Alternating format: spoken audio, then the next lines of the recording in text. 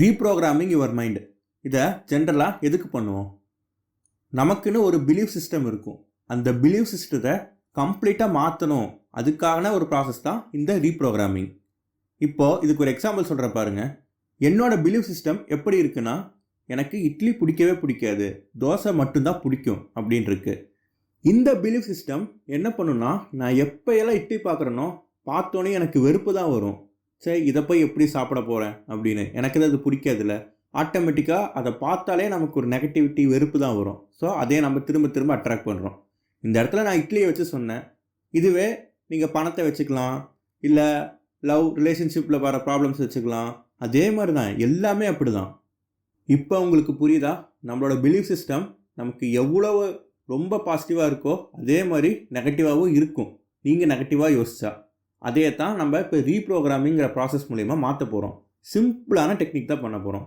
இந்த டெக்னிக் பண்ணிங்கன்னா எந்த ஒரு தாட்டாக இருந்தாலும், எந்த ஒரு பிலீஃப் சிஸ்டமாக இருந்தாலும் அதை 7 நாளில் கம்ப்ளீட்டாக மாற்றலாம்.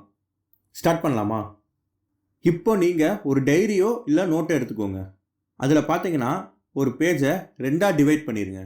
2ஆக டிவைட் பண்ணிவிட்டு லெஃப்ட் சைட் பார்த்தீங்கன்னா நீங்கள் எதெல்லாம் நெகட்டிவாக நினைக்கிறீங்க, இல்லை எனக்கு இந்த விஷயம் வரவே வராது, எனக்கு இது பிடிக்கவே பிடிக்காது அப்படின்னு நினைக்கிறீங்களோ அது எல்லாத்தையும் லெஃப்ட் சைடில் எழுதுங்க. ரைட் சைடில் பார்த்தீங்கன்னா அதுக்கு அப்படியே ஆப்போசிட்டாக எழுதுங்க.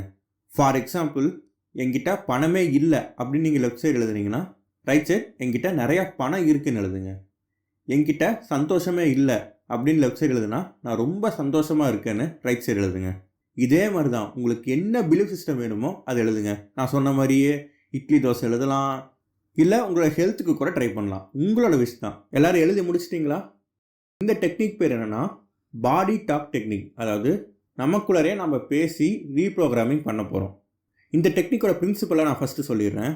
இப்போது கம்ப்யூட்டர் இருக்குதுன்னு வச்சுக்கோங்க. கம்ப்யூட்டரில் நீங்கள் என்ன பண்ணுவீங்க? ஒரு ஃபைலை எடிட் பண்ணணும்னு நினச்சா ஒரு ஃபைலை ஃபஸ்ட்டு தேடுவீங்க. அந்த ஃபைல் எந்த பாத்தில் இருக்குதுன்னு சொல்லி தேடுவீங்க. தென் அந்த ஃபைல் எடுத்தோடனையும் அந்த ஃபைலில் ஏதாவது ஒரு கண்டென்ட்டை மாற்றணும்னு நினைக்கிறீங்கன்னு வச்சுக்கோங்க. அப்புறம் நீங்கள் போய் கண்டென்ட்டை எடிட் பண்ணுவீங்க. தென் எடிட் பண்ணிவிட்டு அந்த ஃபைலை திரும்பவும் சேவ் பண்ணுவீங்க. கரெக்டாக? இதே மெத்தடு தான் நாம் நம்மளோட பாடிக்கு யூஸ் பண்ண போகிறோம். ஓகேவா? இப்போ எப்படி கம்ப்யூட்டரில் எல்லா ஃபைல்ஸும் ஸ்டோர் ஆகிருக்கோ அதே மாதிரி தான் நம்மளோட மைண்டில் நம்மளோட பிலீஃப் சிஸ்டமும் அப்படியே ஸ்டோர் ஆகிருக்கும். இப்போ லைக் எனக்கு ஒரு 20 வயசுன்னு வச்சுக்கோங்க. 20 வருஷமாக அந்த பிலீஃப் சிஸ்டம் என்னோடய மைண்டில் ஸ்டோர் ஆகிட்டே தான் இருக்கும். அது அப்படியே தான் இருக்கும், அது அழியவே அழியாது. ஏன்னா அது நம்மளோட பிலீஃப் சிஸ்டம். அதே தான் இப்போ நம்ம சேஞ்ச் பண்ண போகிறோம், எடிட் பண்ண போகிறோம். ஓகேவா? சரி, இதை இப்போ எப்படி பண்ணணும்னு நான் சொல்கிறேன், நல்லா கேட்டுக்கோங்க. ஃபஸ்ட்டு நான் உங்களை ஒரு டைரியில் எழுத சொன்னேன்ல, அந்த டைரியை எடுத்து உங்கள் பக்கத்தில் வச்சுக்கோங்க. அந்த டைரியில் இருக்க ஃபஸ்ட்டு பாயிண்ட்டை படிங்க. ஃபார் எக்ஸாம்பிள், ஃபஸ்ட்டு பாயிண்ட் நீங்கள் என்ன எழுதிருக்கீங்கன்னா, என்கிட்ட பணமே இல்லை அப்படின்னு எழுதிருக்கீங்கன்னா ஃபஸ்ட்டு அதை படிங்க. அதை படிச்சுட்டு அப்படியே கண்ணை மூடி, லைக் நம்ம சின்ன வயசில் படிக்கிறப்பெல்லாம் ஒரு மெத்தட் ஃபாலோ பண்ணுவோம் தெரியுமா? மண்டேல லைட்டாக கொட்டிகிட்டே படிப்போம், எனக்கு இது மண்டேல ஏறணும்னு சொல்லிட்டு. அதே தான் இப்போ நம்ம ஃபஸ்ட்டு ஸ்டெப்பாக பண்ண போகிறோம். கண்ணை மூடிட்டு என்கிட்ட பணமே இல்லை அப்படின்னு நீங்கள் லைட்டாக மைண்டில் வந்து தட்டி அப்படியே சர்ச் பண்ணுங்கள். அதை வந்து நீங்கள் தேடி எடுக்கணும். அந்த பிலீஃப் சிஸ்டத்தை நீங்கள் இப்போ தேடி எடுக்க போகிறீங்க. நீங்கள் அப்படியே அதை ஒரு 3 தடவை 4 தடவை என்கிட்ட பணமே இல்லைன்னு சொல்கிறப்ப உங்களுக்கு ஒரு 2-3 செகண்ட் இல்லைனா 5 செகண்ட் கழித்து ஆட்டோமேட்டிக்காக அந்த தாட்டோட இன்டென்சிட்டி வந்து அதிகமாக இருக்கும். ஆமாம், எனக்கு கிட்ட பணமே இல்லை அப்படின்னு உங்களுக்கே ஆட்டோமேட்டிக்காக தோணும். அது வரைக்கும் இந்த ஸ்டெப்பை ஃபாலோ பண்ணுங்கள். அடுத்து என்ன பண்ண போகிறோன்னா, அந்த தாட்டை நம்ம எடிட் பண்ண போகிறோம், மாற்ற போகிறோம். இதுக்கு நம்ம என்ன பண்ண போகிறோன்னா, நம்மளோட ஹார்ட் சக்கரா, தமிழில் பார்த்தீங்கன்னா அநாகதம் சொல்லுவாங்க, அந்த சக்கராவை யூஸ் பண்ண போகிறோம். ஏன்னா நம்மளோட பவர் ஆஃப் லவ் இருக்குது தெரியுமா? அது 5000 டைம்ஸ் ஹையர் தென் பாசிட்டிவ் எனர்ஜின்னு சொல்கிறாங்க. அதாவது நம்மளோட மைண்டு எவ்வளோ பாசிட்டிவ் எனர்ஜியை அப்சர்வ் பண்ணுமோ அதை விட 5000 மடங்கு பெருசு நம்மளோட ஹார்ட் சக்கராவில் இருக்க லவ். ஸோ அதை யூஸ் பண்ணி நம்மளோட அந்த பிலீஃப் சிஸ்டத்தை மாற்ற போகிறோம். இது எப்படி பண்ணுன்னா, இப்போ நான் சொல்கிறத அப்படியே ஜஸ்ட் கண்ணை மூடி உங்களோட ஹார்ட் கிட்ட லைட்டாக டச் பண்ணிக்கிட்டே என்ன சொல்கிறீங்கன்னா, என்கிட்ட பணம் நிறையா இருக்குது, அதையே அப்படியே ஃபீல் பண்ணுங்கள். லைக் அப்படியே விஸ்வலைசேஷன் பண்ணுங்கள். உங்கள் ஹார்ட் சக்கரா கிட்ட சொல்லுங்கள், என்கிட்ட பணம் நிறையா இருக்குது, இந்த அன்போட இந்த லவ்வோட பணமும் நிறையா என்கிட்ட இருக்குது அப்படின்னு அதை ஃபீல் பண்ணுங்கள். அதுதான் செகண்ட் ஸ்டெப். அப்படியே அந்த ஃபைலை எடிட் பண்ணுறீங்க, அந்த தாட்டை எடிட் பண்ணுறீங்க. அடுத்து நம்ம என்ன பண்ணோம் அது உங்களுக்கே தெரியும். இதே நம்ம சேவ் பண்ணணும். அதாவது இந்த பிலீஃப் சிஸ்டத்தை நம்ம எடிட் பண்ணியாச்சு, சேவ் பண்ணணும். அது எப்படி பண்ணால் ஜஸ்ட் அப்படியே கண்ணை மூடி என்னோட பணத்துக்கான பிலீஃப் சிஸ்டம் இப்போது சேவ் ஆயிடுச்சு அப்படியே கண்ணை மூடி அதை அப்படியே ஃபீல் பண்ணுங்கள். அவ்வளோதான். 3 சிம்பிள் ஸ்டெப். ஃபஸ்ட்டு சர்ச் பண்ணி ஓப்பன் பண்ணுறீங்க, தென் எடிட் பண்ணுறீங்க, தென் அப்படியே சேவ் பண்ணுறீங்க. அவ்வளோதான். நீங்கள் ஃபஸ்ட்டு டைம் இந்த பாடி டாக் டெக்னிக் பண்ணுறப்ப வெறும் 5 to 10 பிலீஃப் சிஸ்டத்தை மட்டும் சூஸ் பண்ணுங்கள். நிறையா சூஸ் பண்ணிங்கன்னா அதுவே உங்களுக்கு ஹெக்டிக் ஆகிரும். ஏன்னா திரும்ப திரும்ப பண்ணிக்கிட்டே இருக்கணும்னு. அதனால் ஃபஸ்ட்டு ஒரு 5 சூஸ் பண்ணுங்கள். அந்த 5 ரீப்ரோக்ராம் பண்ணுங்கள். ஒரு வாரம் அதை டெய்லி கண்டினியூ பண்ணுங்கள்.